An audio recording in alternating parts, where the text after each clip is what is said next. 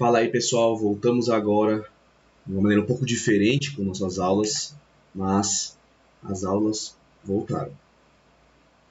Para começar a não jogar o conteúdo, eu pensei em fazer uma pequena revisão do que nós vimos antes de toda essa situação acontecer. E para isso eu preparei esse pequeno slide aqui para tentar revisar, tirar as dúvidas de que tinha ficado com dúvida. Vamos ver se a gente consegue fazer isso. Nós começamos o ano estudando definições de matéria, corpo e objeto. Matéria é tudo que tem massa e ocupa lugar no espaço. O corpo é uma porção limitada da matéria. E o objeto é o corpo modificado pelo ser humano para ter uma finalidade. Então vamos pensar aqui, vamos pensar em exemplos, né? Porque vocês sabem que eu gosto muito de trabalhar com exemplos. Se eu fosse falar de matéria, um exemplo de matéria, eu poderia falar madeira. A madeira é uma matéria. Aí dessa madeira o ser humano vai lá e corta o tronco de uma árvore. Aí esse tronco de uma árvore, eu peguei de toda a madeira do mundo e peguei apenas esse tronco. É um corpo agora. Passou a ser um corpo, passou a ser uma porção limitada da matéria. Pegando esse tronco agora, o ser humano leva para a madeireira trabalha com ele, ou um marceneiro, e vai criar um objeto a partir dele. Por exemplo, uma cadeira de madeira.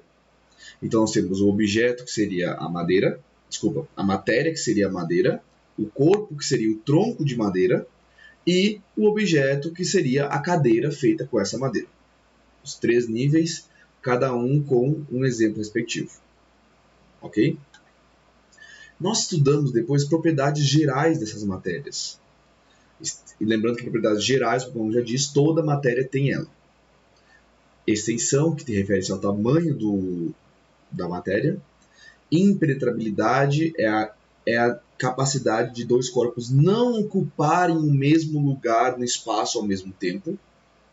Por exemplo, se você está sentado numa cadeira, o seu amigo não consegue estar na mesma cadeira ao mesmo tempo que você, ocupando exatamente o mesmo espaço.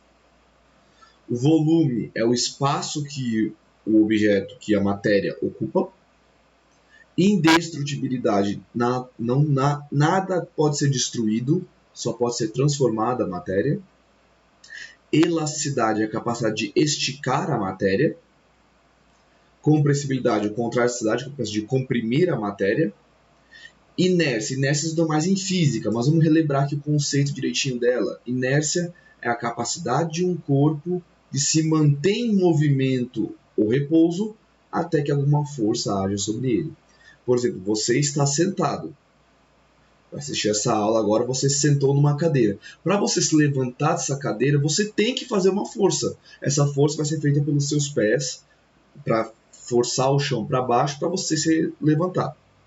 E a divisibilidade é a capacidade de toda a matéria ser dividida.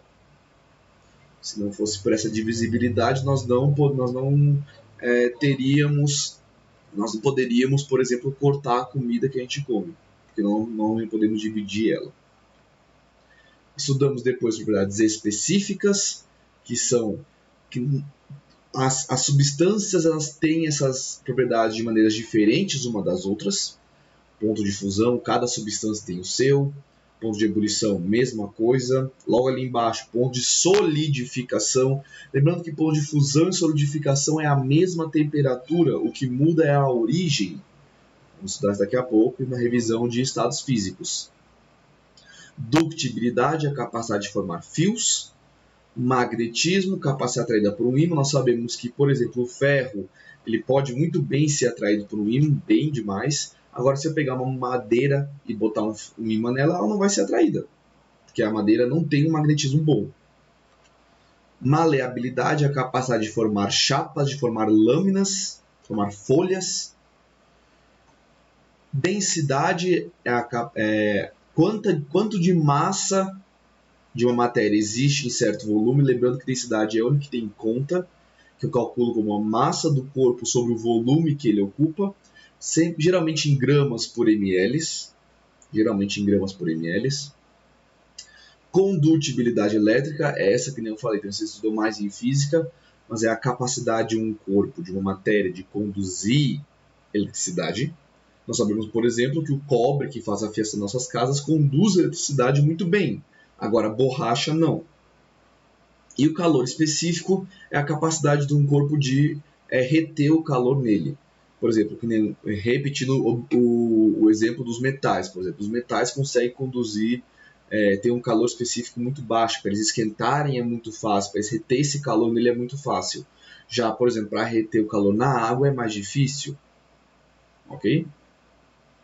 Propriedades organolépticas, essa que nós não demos muita ênfase pelo fato das serem mais vistas pelos sentidos humanos, então quem estuda melhor é a biologia, essa parte. Por exemplo, a cor dos objetos que nós conseguimos ver com a visão, o cheiro, que é pelo olfato, o barulho, que é pela audição, o gosto, que é pelo paladar, a textura de algum objeto, se ela é lisa, se é áspera, pelo tato.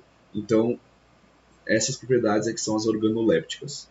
E as últimas propriedades que nós não estudamos ainda, só estou aqui para frisar isso mais uma vez, são as propriedades funcionais, que elas são propriedades baseadas nos grupos de substâncias que essas substâncias que nós estamos estudando estão inseridas. Que nós iremos estudar essas funções na terceira etapa. Por isso que nós não fomos estudados agora essa parte, porque tem 2 capítulos do livro, 2 ou 3 capítulos do livro, só para estudar isso. Então vamos estudar mais na frente. Ok? Essa parte não precisa estudar agora sem nenhum problema. Depois nós vamos para o capítulo 4, em que nós estudamos os estados da matéria: sólido, líquido, vapor e gás. Lembrando que o sólido ele tem forma e volume definidos. O líquido tem volume definido, mas a sua forma é variável, a sua forma depende de onde é que ele está. Por exemplo, se eu pegar 1 litro de água e botar numa garrafa, essa água vai ter a forma da garrafa. Agora, se eu pegar 1 litro de água e derramar no chão, ele vai ter a forma de uma poça. Não deixou de ser 1 litro, mas o seu formato mudou. Vapor. Vapor é quando esse líquido atinge a temperatura de ebulição. Ok? Então, essa temperatura de ebulição ela vai ser alcançada quando é esquentado por uma chama ou até pelo próprio sol mesmo e passa para o estado vapor. E para o estado gasoso ser alcançado tem que ter a temperatura crítica. Ok? Essa temperatura crítica ela é mais alta que a temperatura de ebulição e é uma temperatura que nós dizemos que a substância não consegue voltar para o estado líquido mais tão facilmente como no vapor. Para ela voltar para o estado líquido agora, ela tem que, além de diminuir a temperatura, diminuir a pressão também. Ou seja, tem que forçar as moléculas a ficarem juntas. Ok? E com esses estados da matéria, nós estudamos os gráficos. O gráfico é uma substância pura, em que o ponto de ebulição e o ponto de fusão são constantes. Lembrando que num gráfico assim, aonde começa o gráfico, nós temos o estado sólido. Na primeira mudança, na primeira quebra, é a passagem do estado sólido para o estado líquido. Na segunda quebra, só o estado líquido. Na terceira quebra, a terceira mudança, né, de orientação, de inclinação do gráfico, nós temos a transformação do líquido para o vapor. Muito cuidado com isso. Aqui a temperatura de ebulição é vapor, não é gás. E no último lá nós temos apenas o estado vapor. Só que isso é uma substância pura, uma substância única. Se você tiver uma mistura, esses pontos de fusão e ebulição são diferentes das duas. Se eles são diferentes, consequentemente eles vão influenciar um no outro. Então, se eles vão influenciar um no outro, o seu ponto de fusão e ebulição passa a ser variado, como esse gráfico aqui está mostrando. Você percebe que agora, tanto a transformação do sólido para o líquido, como do líquido para o vapor, não se encontra mais numa temperatura única.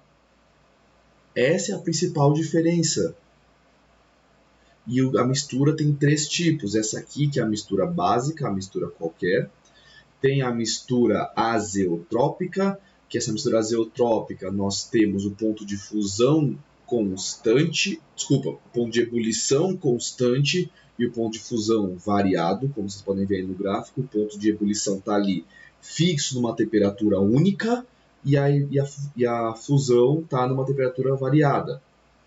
Na mistura eutética, a ebulição é que é variada e a fusão ela é constante. Ok, gente? Essa foi uma pequena revisão de tudo que a gente viu durante o ano já. E agora vamos dar um passo a mais. Valeu!